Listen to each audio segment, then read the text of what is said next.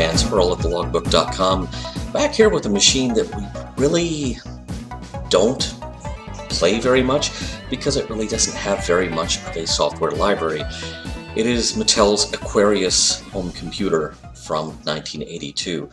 Now, the Aquarius was a sort of oblong rectangle thing with little rubbery blue keys that was actually manufactured by Rodolphin Electronics in the Far East for Mattel, and it was one of the things that Mattel did, along with the the giant keyboard to plug your Intellivision into, the ECS. Mattel made claims early on in the marketing lifespan, not even the product lifespan, but the marketing lifespan for the Intellivision, that the Intellivision could be turned into a computer. And then they failed to deliver the promised solution, and they were fined by the Federal Trade Commission.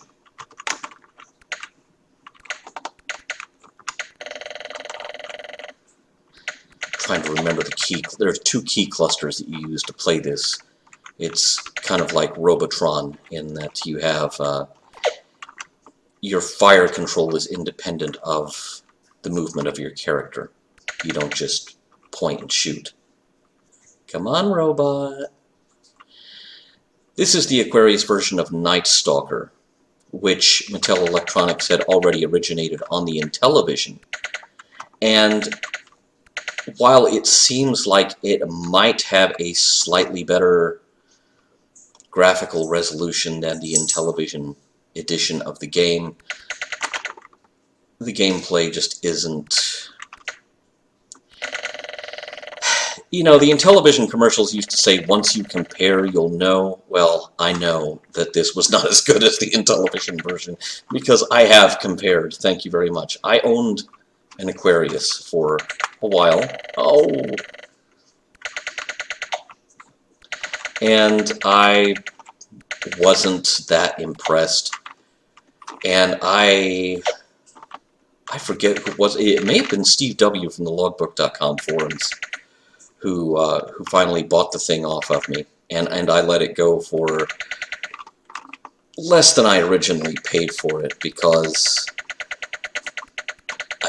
I have real ethical qualms about overcharging for Mattel Aquarius. I mean, seriously.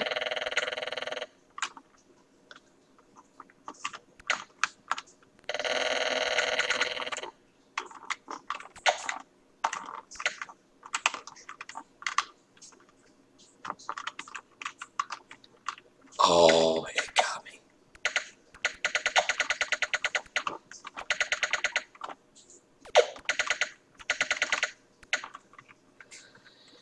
If you want to play Night Stalker on the Aquarius in emulation, the movement key cluster is L goes up, comma goes down, the period goes right, the M goes left. The firing key cluster is S fires up, Z or Z fires left, X fires down, C fires to the right. Got me a robot. Begone, bat. Oh, oh, oh.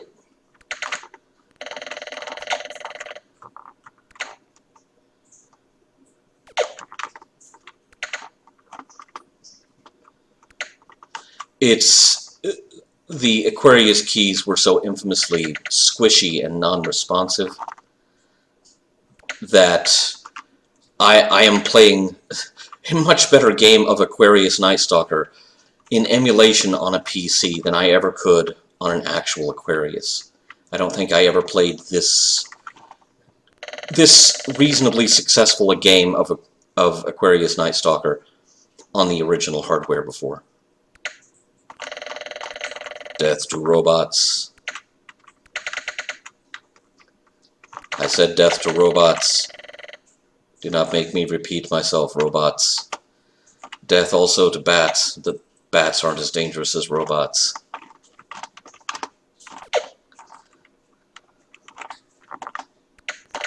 Death to robots.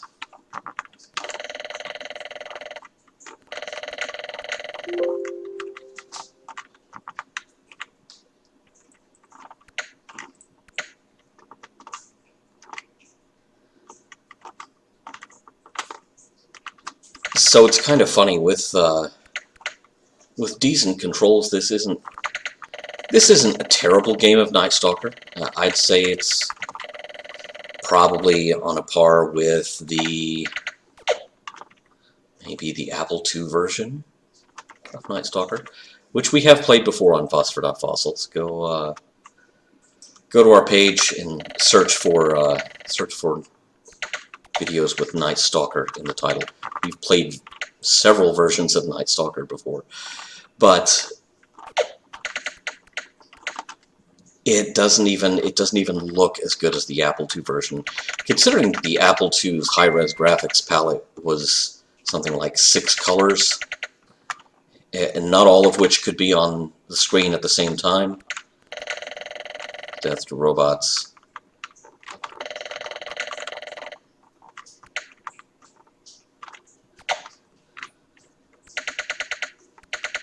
Arg. You're doing pretty bad if you don't look better than the Apple II version of the game. I'm just gonna come right out and say it. I love the Apple II. That is the first computer I had, and so I'm very fond of it. I also acknowledge its inherent hardware limitations.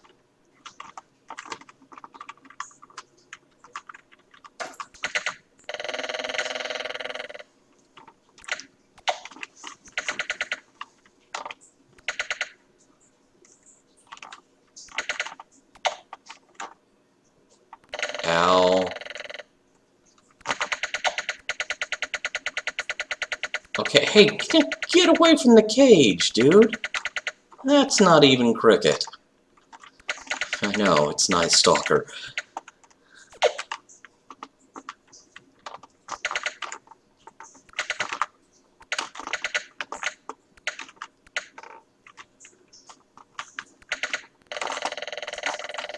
Death to robots.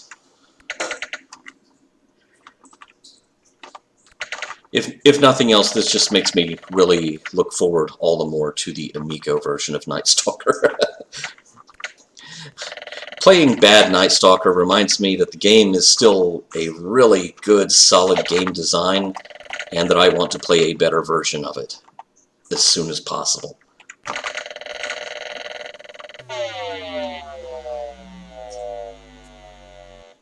So there you have Night Stalker for the Mattel Aquarius.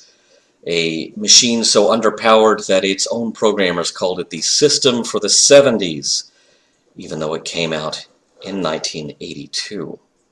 Thanks for watching.